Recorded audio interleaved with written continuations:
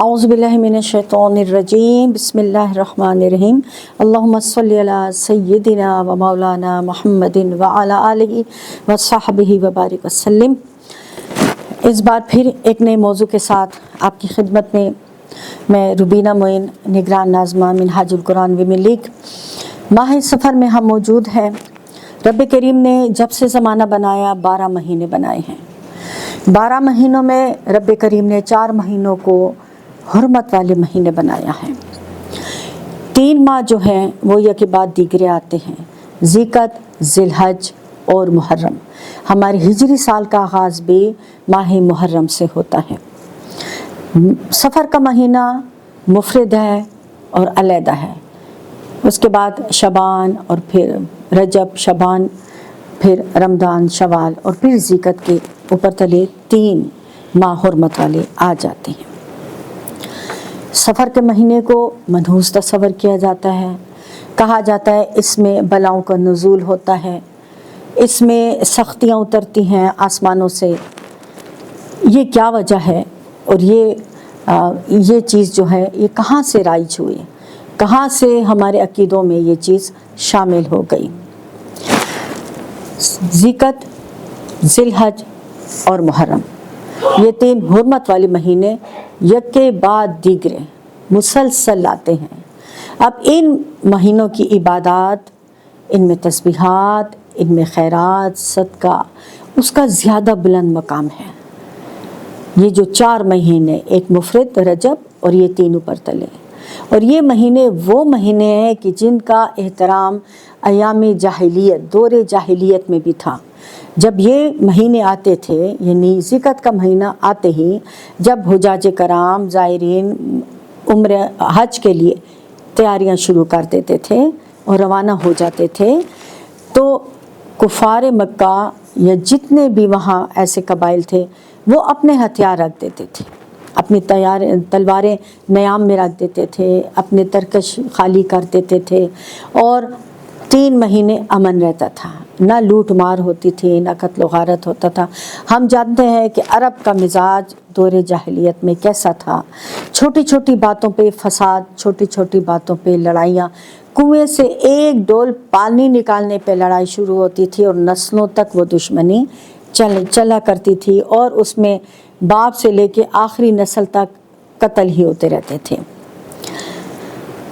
جب 3 مہینے امن رہتا تھا اور پھر جو ہی محرم ختم ہوتا تھا اور سفر کا مہینہ آتا تھا تو تلواریں نیاموں سے نکل آتی تھی، لوٹ مار شروع ہو جاتی تھی۔ 3 مہینے ان کا انتظار ہوتا تھا، اس کے بعد وہ سب کچھ شروع کر دیتے تھے جو کہ انہیں نہیں کرنا چاہیے تھا۔ تو پھر ہر گھر میں یا کوئی قاتل ہے یا کوئی مقتول ہے، کوئی قافلہ لوٹ گیا ہے، کہیں راہزنی ہو رہی ہے، یعنی ماہ سفر ان کے لیے مصیبتوں کا مہینہ بن کے آتا تھا، اور ان کے لیے ایسے حالات ہو جاتے تھے کہ ہر گھر میں سے رونے کی اور مصیبت زدوں کی آواز آتی تھی۔ اس وجہ سے وہ اس کو برکتوں سے خالی مہینہ کہتے تھے، سفر الخالی۔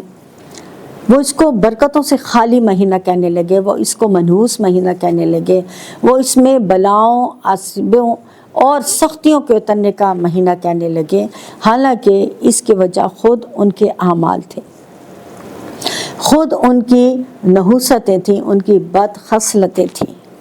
حضور صلی اللہ علیہ وآلہ وسلم نے فرمایا سفر میں کوئی نحوست نہیں، اور یہ حدیث پاک مسلم شریف میں بھی ہے، بخاری شریف میں بھی ہے، یعنی صحیحین میں یہ حدیث ہے۔ تو اسلام وہ پاک مذہب ہے، پاک دین ہے جس نے آ کے اس توہم پرستی کا خاتمہ کیا، لیکن اب بھی کسی نہ کسی صورت یہ چیز ابھی تک چل رہی ہے اور ذہنوں میں یہی ہے، اور یہ چیز کی جاتی ہے کہ سفر میں سختیوں کا نزول ہوتا ہے اور یہ برکت سے خالی ہے، تو اس میں خاص عبادات کی جاتی ہیں تاکہ اس کی سختیوں سے اور اس کی نحوست سے محفوظ رہا جائے۔ جب ہم یہ کہتے ہیں آمنت باللہ وملائکتہ وکتبہ ورسلہ والیوم الآخر والقدر خیرہ وشرہ من اللہ تعالی والبعث بعد الموت، کہ میں ایمان لایا اللہ پر، اس کے فرشتوں پر، اس کی ساری کتابوں پر، اس کے سارے رسولوں پر، یوم آخرت پر، تقدیر پر، اس کی طرف سے اچھی بری تقدیر پر، اور مرنے کے بعد جی اٹھنے پر۔ تو پھر بتائیے اس میں بدشگونی یا نحوست کہاں سے آ سکتی ہے؟ کیسے ہمارے ایمان ان چیزوں سے ڈگمگا سکتے ہیں جب ہم نے یہ اقرار کر لیا کہ ہر اچھی بری تقدیر اللہ ہی کی طرف سے ہے، اللہ کے سوا نہ ہمیں کوئی فائدہ دے سکتا ہے اور نہ کوئی نقصان دے سکتا ہے۔ ایک مسلمان صاحب توحید کبھی بھی بدشگونی اور توہمات کو اپنے دل و دماغ میں جگہ نہیں دیتا۔ اللہ پر توکل، اللہ پہ مضبوط ایمان اسے ان تمام خرافات سے دور کرتا ہے۔ اگر یہ 3 مہینے یک کے بعد دیگرے آتے ہیں اور ان میں برکت اور عبادات اور امن اور سکون ہے، تو پھر جو باقی 8 مہینے ہیں کیا ان میں برکت نہیں ہے؟ جب نبی کریم فرماتے ہیں دودھ میں برکت ہے، سرکے میں برکت ہے، نکاح میں برکت ہے، جب آپ یہ سب ان چیزوں کے بارے میں بتاتے ہیں، کتنے جانوروں کے بارے میں بتایا، ان میں برکت ہے۔ قرآن میں ہے کہ بیت المقدس مسجد اقصی کے ارد گرد اللہ نے برکت رکھی ہے، تو 2 شہروں میں برکت ہے، مدینہ پاک میں برکت ہے، خانہ کعبہ میں برکت ہے، آب زمزم میں برکت ہے، مطاف میں برکت ہے، ہر چیز میں اسلام میں برکت ہی برکت ہے۔ اسلام میں کہیں نحوست نہیں، بدشگونی نہیں۔ یہ جو 3 مہینے ان کا جنگ نہ کرنا اور پھر محرم سفر کا شروع ہوتے ہی ان کا ایک دم سے قتل جدال کرنا اور مقابلے کرنا اور لڑائیاں کرنا اور ایک دوسرے کو مارنا اور قافلے لوٹنا، یہ اللہ کی طرف سے تو نہیں تھا۔ وہ اپنی طرف سے ان منحوس کاموں میں، ان گندے کاموں میں، اللہ کی نافرمانیوں میں ملوث ہو گئے اور وہ یہ سارے کام کرتے تھے۔ تو یاد رکھیے کہ سفر بالکل بھی نہ بدشگونی ہے اس میں اور نہ اس میں نحوست ہے۔ سفر کو اس وجہ سے وہ سفر الخالی کہتے تھے، برکتوں سے خالی، رحم سے خالی۔ تو اسلام کے آنے کے بعد اس کو سفر المظفر بنا دیا گیا، یعنی کامیابی والا مہینہ، یعنی سفر میں بھی برکت ہے، اس میں بھی عبادات اسی طرح قبول کی جاتی ہیں جس طرح کے اور مہینوں میں قبول کی جاتی ہیں۔ سفر کا ایک لغوی معنی یہ بھی ہے کہ پلاہٹ ہونا، اس کا ایک معنی خالی ہونا بھی ہے، اور ایک اس کا معنی متعدی بیماری کا بھی ایک دوسرے سے لگنا، مگر اسلام نے اس کا نام بدلا ہے، اسلام نے اس کو سفر المظفر کہا ہے، اور حضور نے خود فرمایا کہ کوئی بھی ماہ منحوس نہیں اور سفر میں کوئی بھی نحوست نہیں۔ سارے مہینے اللہ ہی نے مقرر کیے ہیں، یہ اللہ کی مرضی ہے، جو دن ہے وہ بھی اللہ کی مرضی سے ہیں۔ لیکن دیکھیں اگر 12 مہینوں میں 4 مہینے حرمت والے ہیں تو یہاں دنوں میں بھی یوم الجمعہ کو یوم العید کہا گیا ہے، سید الایام فرمایا گیا ہے، شب جمعہ کو کتنی فضیلت دی گئی ہے۔ جمعرات کے دن سے فرشتے لوگوں کا درود پاک لکھنا شروع کر دیتے ہیں۔ جمعے کے دن ایک حدیث کے مطابق حضور خود درود پاک سماعت فرماتے ہیں۔ جمعے کے دن کا غسل اس میں برکت ہے، سرما لگانے میں برکت ہے، خوشبو لگانے میں برکت ہے، مسجد کی طرف جانے میں برکت ہے۔ تو کیا اور دنوں میں نہیں ہے؟ اور دنوں میں بھی ہے، لیکن جمعے کو اللہ تعالیٰ نے امتیاز بخشا ہے۔ اسی طرح مہینوں کو بھی اللہ تعالیٰ نے امتیاز بخشا ہے۔ حضور صلی اللہ علیہ وآلہ وسلم کا جب یہ فرمان ہو گیا کہ کسی چیز میں نحوست نہیں ہے، تو پھر کسی رنگ میں بھی نحوست نہیں ہے، کسی جنس میں بھی نحوست نہیں ہے، کسی ماہ میں بھی نحوست نہیں ہے۔ یہاں حالات یہاں پہنچ گئے ہیں کہ لوگ ماہ سفر میں شادیاں نہیں کرتے، نکاح نہیں کرتے کہ اس میں بلائیں اترتی ہیں اور اس ماہ میں ہونے والا نکاح کامیاب نہیں ہوتا۔ حالانکہ حضور صلی اللہ علیہ وآلہ وسلم کا ام المومنین حضرت صفیہ صفیہ بن حی سے جو نکاح تھا وہ ماہ سفر میں ہوا۔ پھر ہمارے پاس ایک اور خوبصورت مثال ماہ سفر میں نکاح کی، دنیا کی سب سے پیاری، کائنات کی سب سے پیاری جوڑی حضرت علی کرم اللہ وجہ الکریم اور سید کائنات بی بی فاطمۃ الزہرا کا نکاح اسی مہینے سفر میں ہوا تھا۔ رخصتی بعد میں کی گئی اگلے ماہ میں، لیکن نکاح اسی مہینے میں کیا گیا۔ تو حضور کی سیرت اور حضور کی سنت ہمیں بتاتی ہے کہ اس نکاح ماہ میں بھی نکاح شادی کرنا بالکل بھی حرام اور منحوس نہیں ہے۔ حضور کی سیرت کو پڑھنا چاہیے، اپنے دلوں میں توہمات کو جگہ نہیں دینے چاہیے۔ جب ہم اچھی بری تقدیر کو اللہ کی طرف سے مان لیتے ہیں تو پھر یہ وہم کہاں سے آ گئے؟ پھر دوسری چیزوں سے ڈرنا کیسا ہو گیا؟ اس کا مطلب ہے کہ ہم اس ماں سے ڈر رہے ہیں، اللہ سے نہیں ڈر رہے۔ ہم اس رنگ سے ڈر رہے ہیں کہ اس کے رنگ کے پہننے سے ہم پہ مصیبت آ جائے گی۔ عام طور پہ شگون لیے جاتے ہیں، یعنی بدشگونی، بلی نے رستہ کاٹا، بدشگونی ہو گئی۔ الو بولا، نحوست آئے گی، الو منحوس جانور ہے۔ اسی طرح رنگ باز مجھ پہ راس نہیں ہے، اس کی وجہ سے مجھ پہ مصیبت آ جاتی ہے۔ اسی طرح فلاں دن سر نہیں دھونا چاہیے، فلاں دن کپڑے نہیں دھونا چاہیے۔ یہ ساری باتیں جو ہیں ہمارے وہم ہیں، اور وہم کو شیطان خوبصورت کر کے بتاتا ہے اور وہم سے ڈراتا ہے، جس کی وجہ سے اللہ پہ توکل ہمارا کمزور ہوتا جاتا ہے۔ کئی گھرانے میں نے ایسے دیکھے ہیں جہاں پہ کالا رنگ نہیں پہنا جاتا، حالانکہ غلاف کعبہ کالا ہے، حالانکہ آقا کریم کالی کملی اوڑھا کرتے تھے، احادیث میں موجود ہے۔ اسی طرح کئی گھرانے ایسے ہیں جو کالا رنگ خود اپنے پیسوں سے نہیں خریدتے، دوسروں سے جمع کر کے لیتے ہیں کہ اگر ہم نے اپنے پیسوں سے کالا رنگ پہنا تو ہم پہ مصیبت اور سختی آ جائے گی۔ گویا ہم کالے رنگ سے ڈرتے ہیں، اپنے بد اعمال سے نہیں ڈرتے۔ اسی طرح بعض خواتین کہتی ہیں جھاڑو کھڑا کر دیا تو سختی آئے گی، 2 بندے جھاڑو دیں تو رزق کم ہوتا ہے۔ اسی طرح کہا جاتا ہے کہ فلاں دن آپ نے کپڑے دھو لیے تو آپ کی روزی سے برکت جاتی رہے گی۔ اسلام میں صرف برکات ہیں، نحوست نہیں ہے، نہ دنوں میں، نہ ماہ میں، نہ کسی گھر میں اور نہ کسی جنس میں۔ ہمارا توکل اللہ پہ ہونا چاہیے۔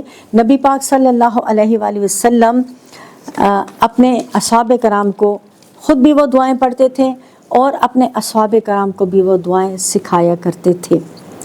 کیا وہ دعائیں جب ہم اور مہینوں میں پڑھیں اور پھر اگر ماہ سفر میں پڑھیں تو کیا وہ ہماری حفاظت کا باعث نہیں بنے گی؟ اسی طرح بنے گی جس طرح اور ماہ میں ہم صبح شام پڑھتے ہیں۔ جیسے ایک بہت خوبصورت دعا نبی پاک صلی اللہ علیہ وآلہ وسلم پڑھتے تھے اور اپنے صحابہ کرام کو سکھاتے تھے، اگر صبح ہم اس دعا کو پڑھ لیں اور شام کو پڑھ لیں تو صبح سے شام تک اور پھر شام سے صبح تک ہم اس دعا کے زیر سایہ ہیں، اس دعا کے فرشتے ہمارا حفاظت کرتے ہیں اور پھر ہمارا توکل اللہ تعالیٰ پہ مضبوط ہوتا ہے، اور یہ تجدید ایمان ہے۔ حضور فرماتے ہیں لا الہ الا اللہ وحدہ لا شریک لہ لہ الملک ولہ الحمد وہو علی کل شیء قدیر اللہم لا مانع لما اعطیت ولا معطی لما منعت ولا ینفع ذا الجد منک الجد۔ کیا ہے میرے اللہ، میں اس سے نہیں روک سکتا جو آپ مجھے عطا کریں گے، اور کوئی اور وہ دے نہیں سکتا جسے آپ مجھ سے روک دیں گے، اور نہیں فائدہ دے سکتی کسی دولت مند کی دولت آپ کے عذاب سے۔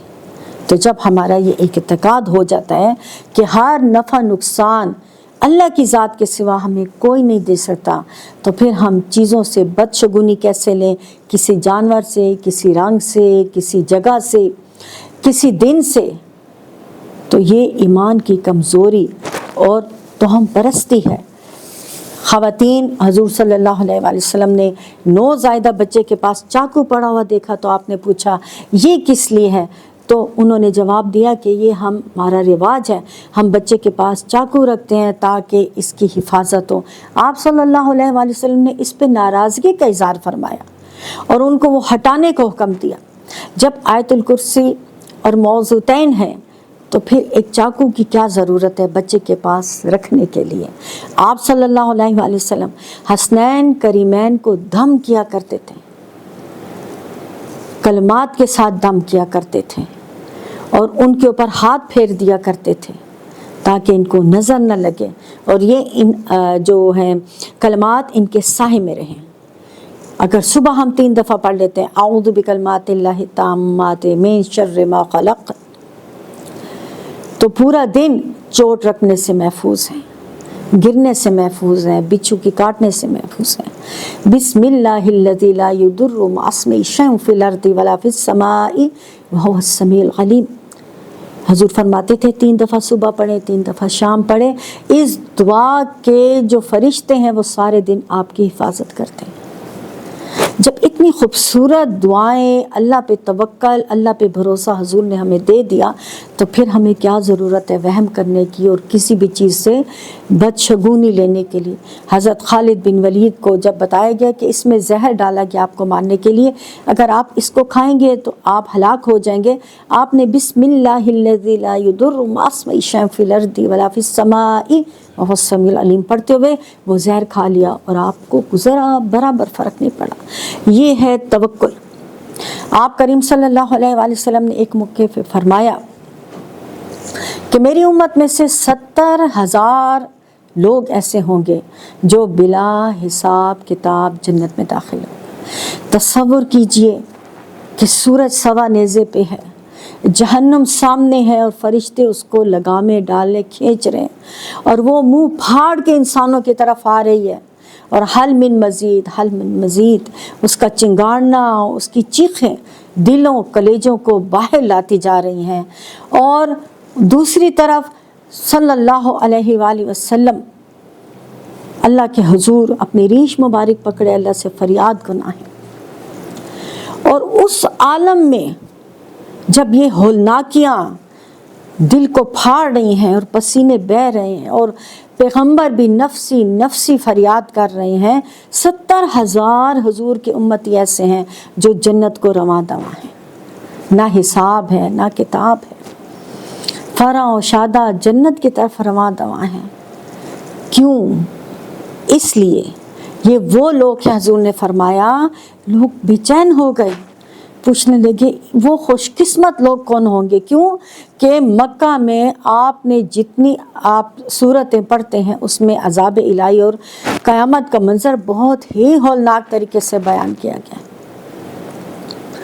تو ہر کوئی دوزخ سے اور جہنم کی آگ سے ڈرتا تھا، اور ہر کسی کی خواہش تھی کہ ہم جنت میں داخل کیے جائیں۔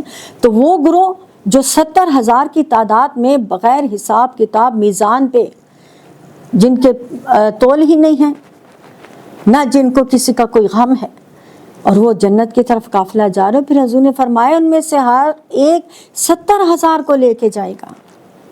اللہ ہمیں ان خوش قسمت لوگوں میں داخل کرے۔ اللہم حاسبنا حسابا یسیرا۔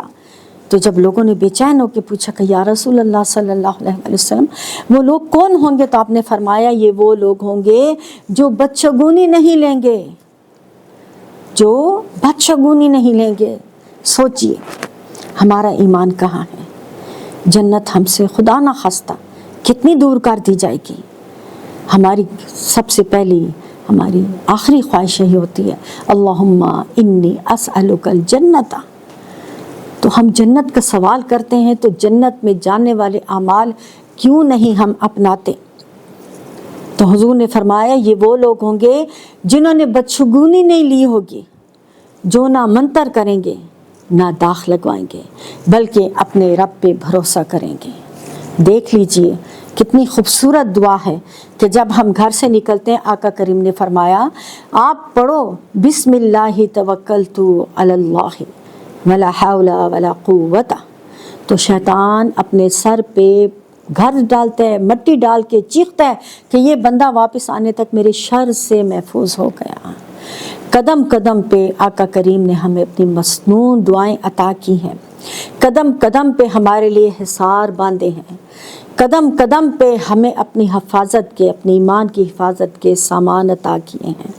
یہ سفر کے مہینے کو منحوس سمجھنا اور اس کے بارے میں یہ غلط روایات، یہ صرف اس وجہ سے تھا کہ محرم کے ختم ہوتے ہی سفر کے مہینے میں قتال شروع ہو جاتا تھا، لوٹ مار شروع ہو جاتی تھی۔ اللہ ہمیں دین کا صحیح فہم عطا فرمائے، اور اللہ تعالی ہمیں صاحب قرآن کی سیرت کو پڑھنا نصیب کرے، تاکہ ہمیں معلوم ہو کہ کوئی بدشگونی نہیں، کوئی نحوست نہیں، ماہ سفر برکت والا ماہ ہے، اس میں ہم جو بھی عمل کریں اللہ کی بارگاہ میں پہنچتا ہے۔ بس شرط یہ ہے کہ ہمارا اللہ پہ پورا توکل ہو، اور ہمیں ان دعاؤں کا حافظ بننا ہے، قاری بننا ہے جو آقا کریم نے ہماری حفاظت کے لیے اپنی زبان اقدس سے ہمیں عطا کیں۔ تو کیوں نہ ہم ان دعاؤں کو یاد کریں، صبح شام پڑھیں، ان کے قاری بنیں، ان کے حافظ بنیں۔ اللہ پاک ہمیں اپنے محبوب کی شفاعت نصیب فرمائے، اور دنیا میں نیک اعمال کرنے کی اور اپنے رب پہ بھروسہ کرنے کی اور کامل ایمان کی توفیق عطا فرمائے۔ وآخر الدعوانا ان الحمد للہ رب العالمین۔ السلام علیکم ورحمۃ اللہ۔